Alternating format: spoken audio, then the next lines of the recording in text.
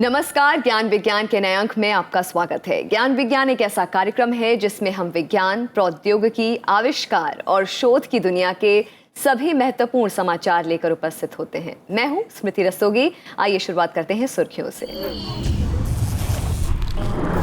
Kazakhstan में 1962 में पाए गए उल्का पिंडों से सूर्य के आरंभिक दिनों के बारे में मिली जानकारी।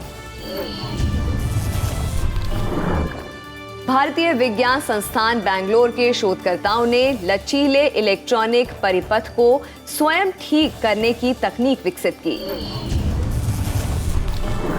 वेलकम ट्रस्ट तथा डीबीटी इंडिया अलायंस ने भारत की स्वास्थ्य चुनौतियों से निपटने के लिए 3 नए कार्यक्रम शुरू किए। रिसर्च में सहयोग तथा चिकित्सकीय शोध क्षमता के विकास को प्रोत्साहन। विज्ञान प्रसार ने science communication, popularisation and outreach इन बंगाली विषय पर सम्मेलन आयोजित किया। क्षेत्रीय भाषाओं में विज्ञान संचार को बढ़ावा देना है मकसद। भारतीय वैज्ञानिकों ने 21 किलोग्राम वजनी एक उल्का पिंड का अध्ययन किया है जो साल 1962 में कजाकिस्तान के एफ्रोमोवका में पाया गया था। अध्ययन के आधार पर उन्होंने सूर्य के आरंभिक दिनों के व्यवहार का अनुमान लगाया है।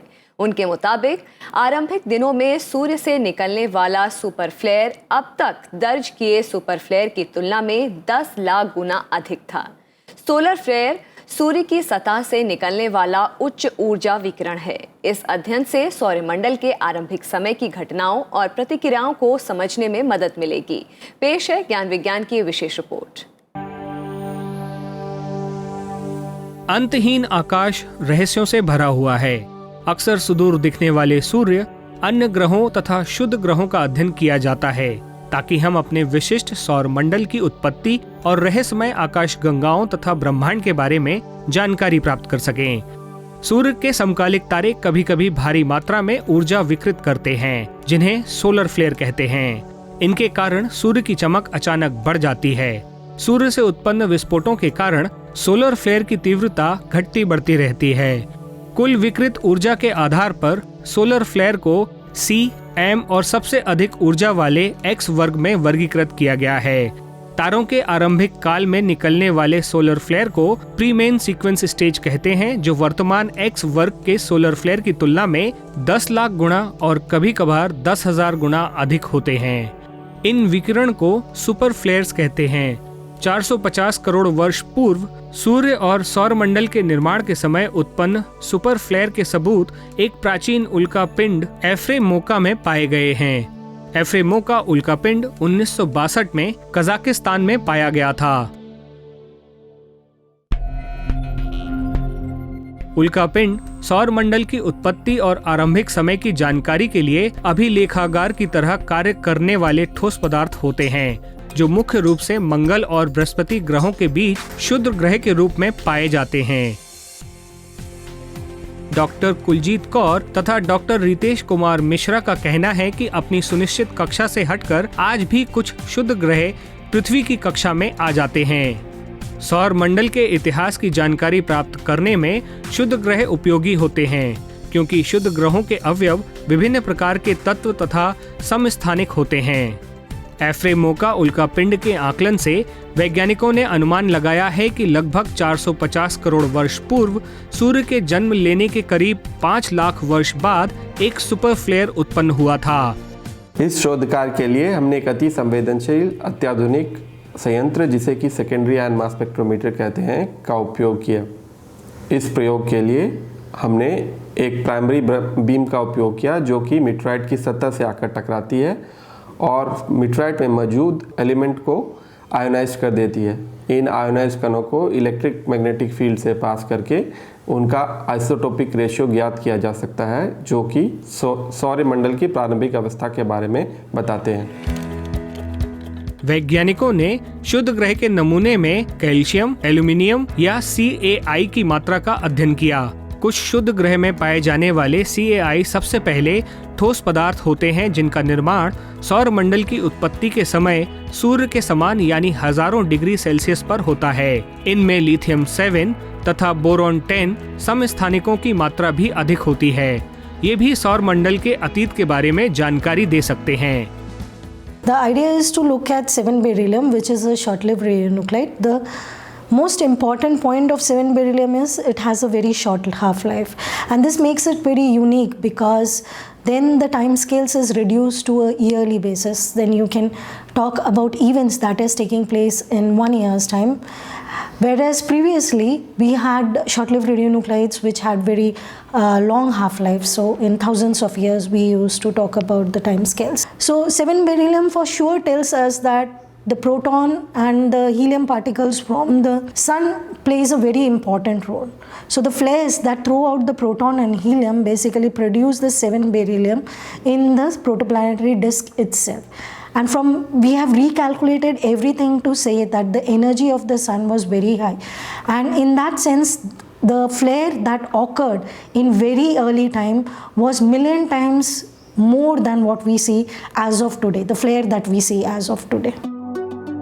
आगे आकलन करने पर उन्होंने पाया कि CAI में उपस्थित अद्भुत तत्वों तथा उनके समस्थानिकों की उपस्थिति की व्याख्या एक विशाल प्राचीन सौर फ्लेयर ही कर सकता है। इस शोध के परिणाम नेचर एस्ट्रोनॉमी पत्रिका में प्रकाशित हुए हैं। नई जानकारियां भविष्य में सौर मंडल की उत्पत्ति तथा आरंभिक समय के अध्ययन में हमारी वर्तमान समझ को विकसित करेंगी।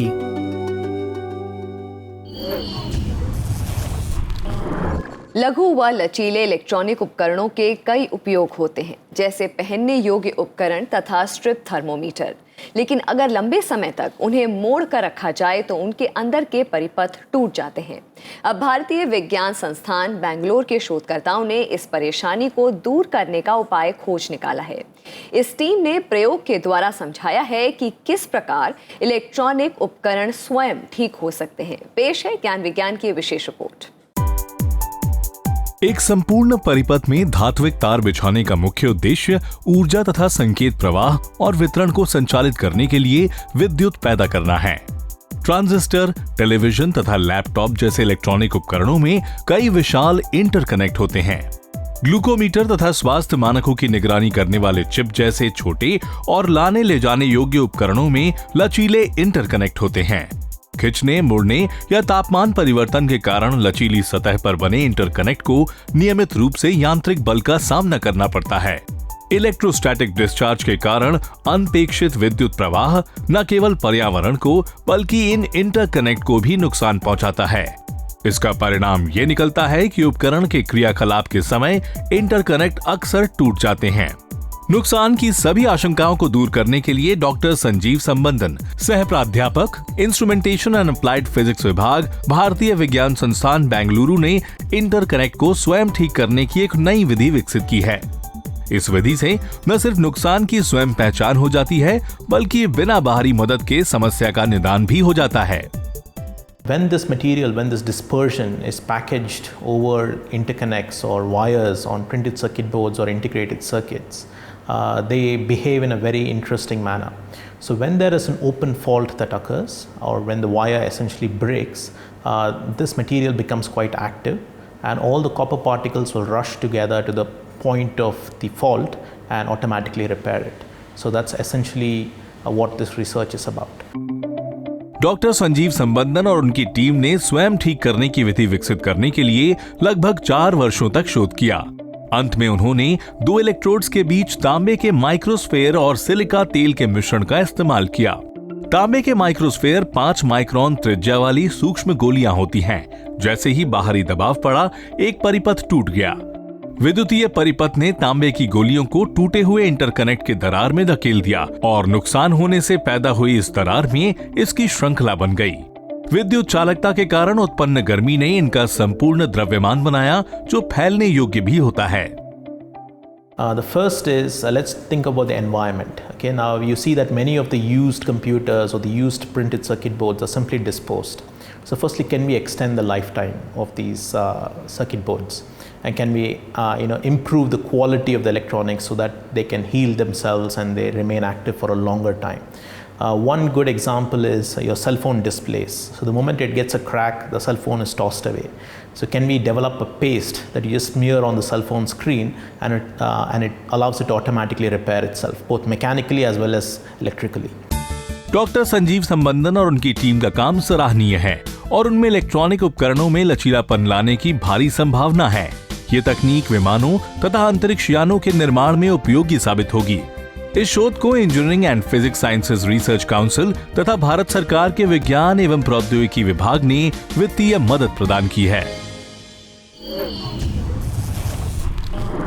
वक्त है एक छोटे से ब्रेक का। ब्रेक से लौटने पर हम आपको 3 नए कार्यक्रमों के बारे में बताएंगे जिन्हें बायोटेक्नोलॉजी विभाग और ब्रिटेन के वेलकम ट्रस्ट ने संयुक्त रूप से आरंभ किया है। देखते रहिए ज्ञान विज्ञान।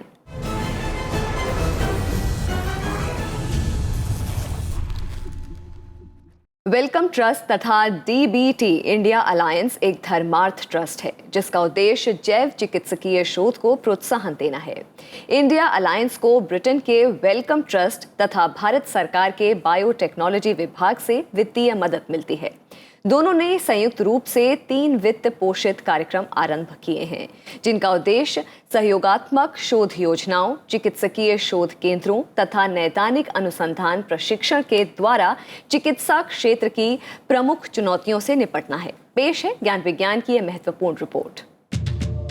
जलवायु परिवर्तन का बढ़ता असर, दैनिक जीवन शैली और अशुद्ध खाद्य सामग्रियों से स्वास्थ्य जनित समस्याएं दिन प्रतिदिन बढ़ती जा रही हैं। लोगों में लंबे समय तक बनी रहने वाली और जीवन शैली से जुड़ी स्वास्थ्य समस्याओं का खतरा बढ़ता जा रहा है।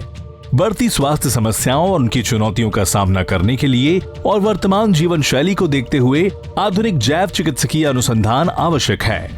भारत का लक्ष्य वर्ष 2030 तक तपेदिक, उष्णकटिबंधीय रोग तथा शिशु मृत्यु दर पर काबू पाने आदि स्वास्थ्य आधारित दीर्घकालीन विकास करना है। देश में स्वास्थ्य आधारित शोध को प्रोत्साहन देने के लिए इंडिया अलायंस DBT वेलकम ने 3 नए कार्यक्रम आरंभ किए हैं जिनके नाम हैं टीम साइंस ग्रांट्स, क्लिनिकल और पब्लिक हेल्थ रिसर्च सेंटर्स तथा clinical research training programme. Wellcome Trust DBT India Alliance Bharat सरकार के बायोटेक्नोलॉजी विभाग तथा ब्रिटेन के वेलकम ट्रस्ट द्वारा वित्त पोषित भारत में स्वास्थ्य अनुसंधान कार्यक्रम है। नए कार्यक्रमों का उद्देश्य बहुआयामी अनुसंधान सहयोग तथा चिकित्सकीय अनुसंधान की नई विधियों के द्वारा स्वास्थ्य चुनौतियों से निपटना है।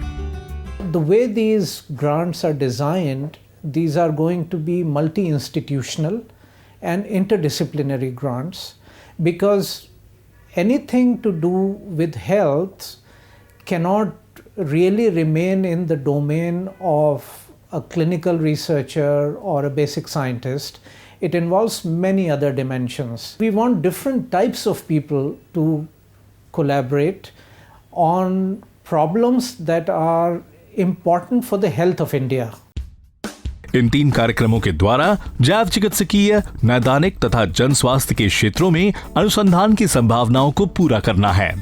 इन कार्यक्रमों के लिए वित्तीय समिति आवेदक उम्मीदवारों तथा संस्थाओं की जांच, समीक्षा तथा मूल्यांकन करेगी। पहला कार्यक्रम है टीम साइंस ग्रांट्स जो भारत में मुख्य स्वास्थ्य चुनौतियों पर केंद्रित है। इस अनुदान के लिए टीम में कम से कम 3 मुख्य जांचकर्ता होने चाहिए जिनका न्यूनतम अनुभव 5 वर्षों का हो। इसके अंतर्गत आवेदक अंतर विषयक जैव चिकित्सा पर आधारित योजना के लिए आवेदन कर सकते हैं। संगठन का दूसरा कार्यक्रम नैदानिक जन स्वास्थ्य अनुसंधान केंद्रों से जुड़ा है। इसका उद्देश्य मरीजों तथा जनसंख्या आधारित अनुसंधान को प्रोत्साहन देना है। ये कार्यक्रम संस्थानों में अंदरूनी शोध को बेहतर बनाने और चिकित्सकों तथा जन स्वास्थ्य वैज्ञानिकों में मजबूती लाने के लिए आरंभ किया गया है। ये केंद्र आंकड़ों के आकलन, जनसंख्या आधारित आंकड़े एकत्र करना, रोग के अनुरूप सूक्ष्म कीटाणुरोधी प्रतिरोध विकसित करना, श्वसन संक्रमण तथा पर्यावरण आधारित स्वास्थ्य समस्याओं के निदान की दिशा में कार्य करेगा। तीसरा कार्यक्रम है नैदानिक अनुसंधान प्रशिक्षण कार्यक्रम जो मेडिकल स्नातकों तथा परास्नातकों के लिए 3 वर्षों का प्रशिक्षण कार्यक्रम है। इसका उद्देश्य भारत की प्रमुख स्वास्थ्य समस्याओं से जुड़े अनुसंधान करना है। इस कार्यक्रम के लिए हर वर्ष 12 उम्मीदवारों का चयन किया जाएगा। तीनों कार्यक्रमों के लिए आवेदन की प्रक्रिया 16 मई से आरंभ हो रही है। आवेदन की अंतिम तिथि 17 जून 2019 है। इन कार्यक्रमों के बारे में अधिक जानकारी www.indiaalliance.org से प्राप्त की जा सकती है। Wellcome Trust DBT India alliance के द्वारा चैर चिकित्सा के लिए ये अनुदान देश के वैज्ञानिक प्रतिभाओं को प्रोत्साहन देने में मददगार साबित होंगे ताकि स्वास्थ्य के क्षेत्र में दीर्घकालीन विकास संभव हो सके।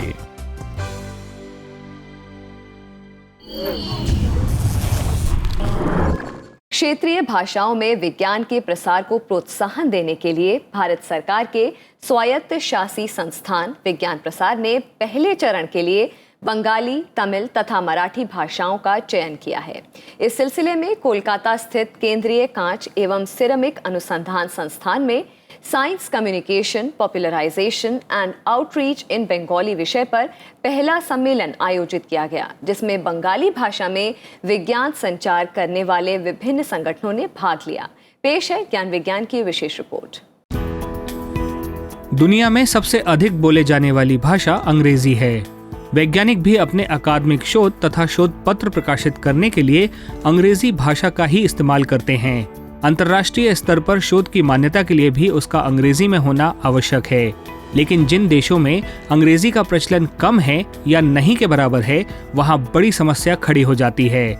ऐसी स्थिति में अंग्रेजी भाषा में सभी वैज्ञानिक सूचनाओं का स्थानीय भाषाओं में वास्तविक रूपांतरण करना कठिन हो जाता है।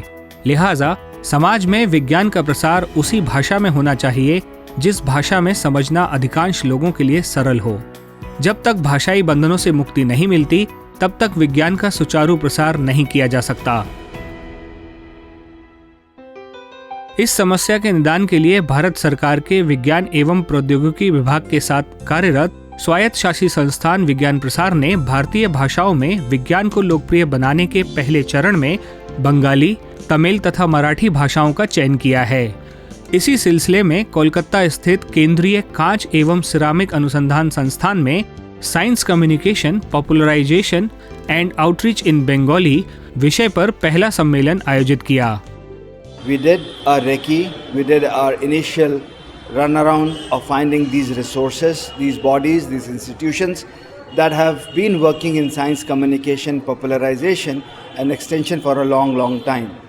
We realized that these organizations have been working in different silos, in different geographical regions within Bengal and other places where Bangla is spoken. Hence, it was important to get all of them together, and this conference was the first brainstorming kind of a meeting, interactive one. पश्चिम बंगाल में विज्ञान एवं प्रौद्योगिकी से जुड़े कई संस्थान तथा गैर सरकारी संगठन लंबे समय से विज्ञान संचार तथा विज्ञान को लोकप्रिय बनाने की गतिविधियों में जुटे हुए हैं। विज्ञान प्रसार की कोलकाता और उसके आसपास के क्षेत्रों में इस दिशा में कार्यरत कई संगठनों से मुलाकात हुई। इन सभी को एक साझा मंच प्रदान किया गया ताकि उस मंच के जरिए सभी संगठन वैज्ञानिक जानकारियों के समुचित प्रसार का वातावरण तैयार कर सकें। 2 दिवसीय सम्मेलन में 1 वर्ष तक विज्ञान संचार और विज्ञान की लोकप्रियता बढ़ाने के कार्यक्रम आयोजित करने तथा बंगाली भाषा के इस्तेमाल के लिए स्थानीय स्तर पर उचित व्यक्तियों की सूची तैयार करने का निर्णय किया गया। इस प्रक्रिया में विज्ञान प्रसार केंद्रीकृत संयोजन एजेंसी के रूप में कार्य करेगा।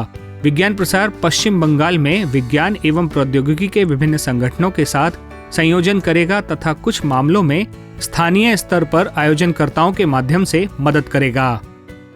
इस आयोजन के माध्यम से प्रत्यक्ष या परोक्ष रूप से विज्ञान संचार, विज्ञान को लोकप्रिय बनाने तथा बंगाली भाषा में कार्य करने वाले विभिन्न संगठन एक मंच पर एकत्रित हुए और साथ कार्य करने वाले क्षेत्रों की तलाश की। आयोजन के दौरान बंगाली भाषा में विज्ञान संचार तथा विज्ञान को लोकप्रिय बनाने में विभिन्न संगठनों के योगदान को सम्मान दिया गया। सम्मेलन का उद्देश्य विज्ञान संचार, शिक्षा तथा बंगाली भाषा में विज्ञान को लोकप्रिय बनाने के उद्देश्य से एक रोड मैप तैयार करना था। भारत सामाजिक और सांस्कृतिक रूप से विविधताओं से भरा देश है। विज्ञान प्रसार के इस कदम का उद्देश्य देश की विविधताओं का उपयोग करते हुए समाज में विज्ञान की पैठ बनाना और देश भर में वैज्ञानिक सोच तथा वैज्ञानिक जागरूकता का प्रसार करना है। वक्त है एक और ब्रेक का। ब्रेक के बाद हम आपको दिखाएंगे देश और दुनिया के कुछ और नए वैज्ञानिक खोज। देखते रहिए ज्ञान विज्ञान।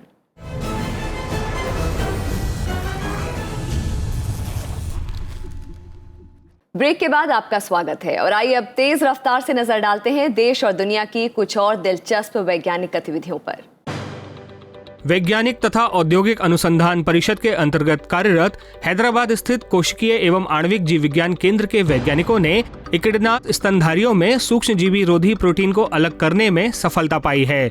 शोधकर्ताओं के अनुसार अंडे देने वाले इन स्तनधारियों से प्राप्त दूध संक्रमण दूर करने के काम आ सकता है।